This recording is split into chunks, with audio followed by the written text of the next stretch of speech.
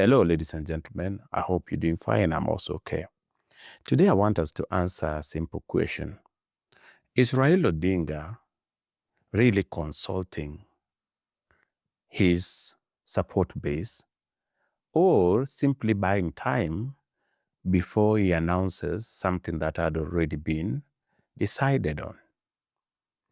Why am I bringing this up? Apart from conflicting statements we are getting from the mainstream media, and some supporters of Raila Odinga, this is not the first time we are seeing Raila consulting the people before he makes a decision. If you can remember, Raila, after the AUC, came to Mombasa State House. He said he requested for the meeting to thank President Ruto for standing with him, for being a true friend.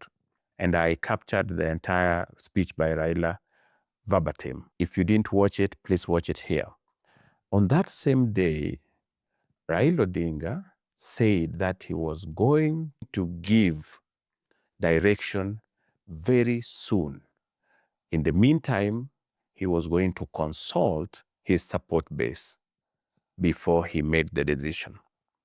Why am I saying this is not the first time we are seeing Raila saying these words or doing what he's currently doing? Remember in 2018, after Raila Odinga met Uhuru Kenyatta at Harambee House, and they decided to work together, the infamous handshake. Based on those who are privy to the details of the meeting, was that they agreed with Uhuru Kenyatta that Uhuru would support his candidature for 2022. But then you see, at that time, Raila Odinga was still much a member of NASA. And according to NASA's agreement, ODM was not to produce a presidential candidate in 2022. Raila had given his word that come 2022, he was either going to endorse Kalonzo or Mudavadi. He wasn't going to vie. And so after this handshake, Raila Odinga went across the country consulting, asking people what do they think he should do. Remember, I told you, those who are privy to the details of their meeting with Uhuru were saying that the agreement was purely about Raila Odinga vying come 2022 with the support of Uhuru Kenyatta.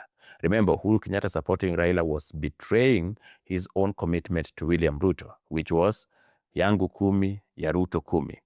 So Uhuru never announced that he was going to support Raila Odinga. In fact, he did the contrary. He said that his agreement with Raila Odinga has nothing to do with politics, let alone 2022 politics. Of course, that was a lie. Raila, on his part, said the same. They were never talking about politics, but him, as a party leader, he would go across the country to listen to what people are saying, to gather the views of the people. And from all these meetings, one thing came. Raila ended up announcing that he was going to vie come 2022. Could that be the same thing we are seeing now? Could it be that Raila Odinga and President William Ruto already agreed to work together, but Raila wants to give it the support it needs by making it look like it is an idea by his supporters? Could Raila be just buying time so that he communicates what had already been decided? Or is Raila genuinely consulting, getting views from his support base to know what political direction he should take next? That is what I want to answer here. And if you're watching this channel for the first time, don't forget to subscribe to the channel. And if you're finding value in this video, please like it and share it with friends. Like I said, Raila Odinga could be doing either just buying time before he announces what they had already agreed or what he already decided, or genuinely consulting his supporters. If you asked me, I don't think Raila is consulting anyone. And why do I say so? If you look at the structure of ODM and how ODM operates, you will know, and members of ODM will tell you, that ODM is Raila and Raila is ODM. That means that whatever Raila says is the de facto, the official position of ODM. He doesn't need to consult anyone. Actually, going by the trend of previous decisions, Raila rarely consults. He makes the decisions, then it is the duty of party members and the leadership to follow suit. And they usually do. Now, an example is when he decided to donate the top leadership of ODM to work with President Ruto in July of 2024. He didn't go around the country asking people whether he should do that or asking his supporters if they wanted that. He did that, and ODM members supported it wholeheartedly, apart from a few people, which is normal.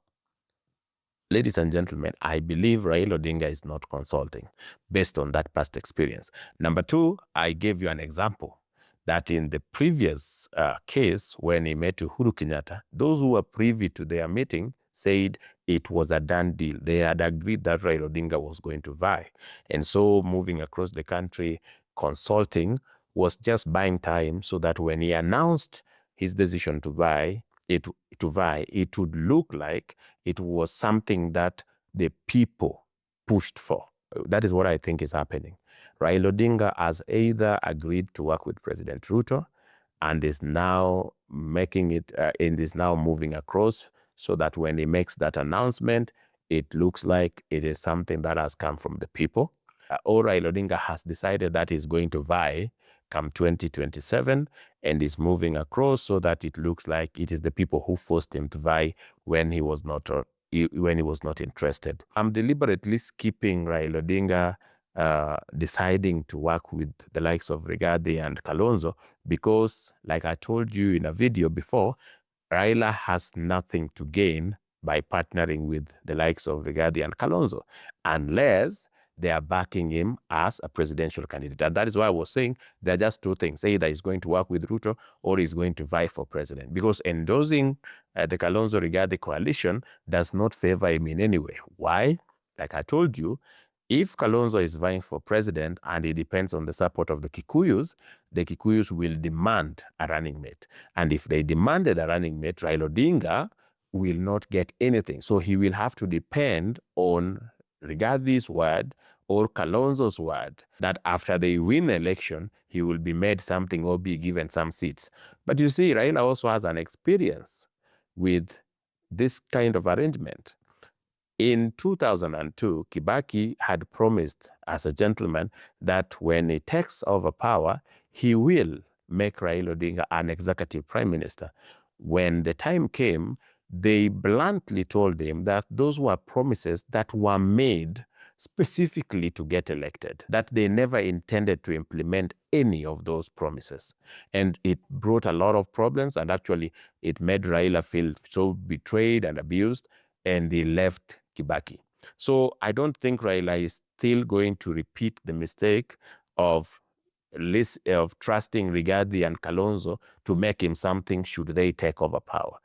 He would rather work with Ruto, where there are guarantees, or vie on his own. So that is what I think. I'm not persuaded that Raila is consulting.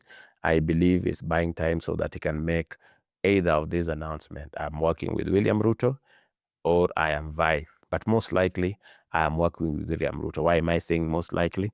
Because he went to State House Mombasa with his brother and party lawyers and etc. to make this announcement that he was going to give direction soon. I don't think if he was not going to work with Ruto, he would have gone through the trouble of going to Mombasa and doing all that thing. I think the deal is already done.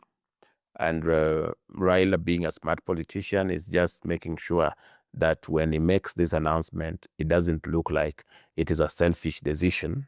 It looks like something that is been done after consultation and wide consultation with party members. And this one works because people will feel included, especially members of ODM would feel included and would understand why Raila made that decision. perhaps he's explaining to them why he made that decision. That is why you see some reports in the media where Raila is giving this condition or that condition, saying you do this before we work together, you do this before we work together. Chances are like he's going to work with William Ruto. That is what my opinion is, ladies and gentlemen. I don't know what you think. Do you think Raila is genuinely consulting and has not made a decision? Or do you agree with me that he's just buying time but will very soon announce that is working with William Ruto? Or in the worst case scenario, that is going to vie for president for the 6th time? What do you think? Feel free to interact in the comment section. Let me hear what your views are and let us engage. Otherwise, like I said, if you found value in this video, please like it and share it with friends. And if you want to know whether Raila Odinga is still influential in Kenya's politics, watch this video.